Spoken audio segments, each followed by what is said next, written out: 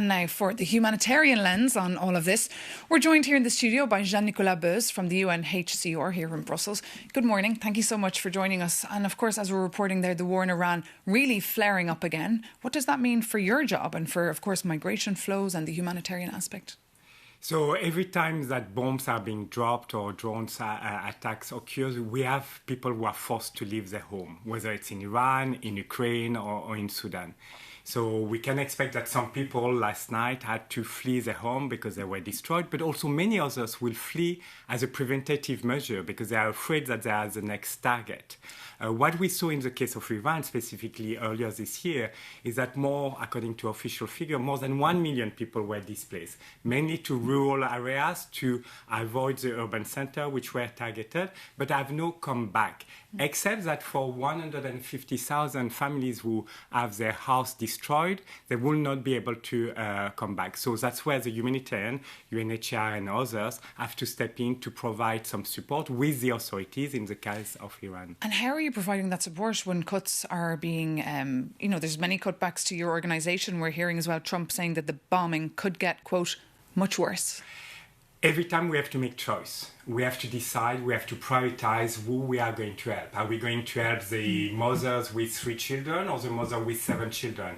Are we going to help the elderly people who have no support? Every time it's a choice because indeed, over the last 3 years, the humanitarian partners have seen the budget put at their disposal by donor countries, the US, the European Union, the Gulf countries, reaching to almost less than half of what we had 3 years ago. And the needs are continuing rising, so therefore we are unable to help everyone. And meanwhile, it's already 1 month since the EU's Migration and Asylum Pact has come into force. What has changed in your view?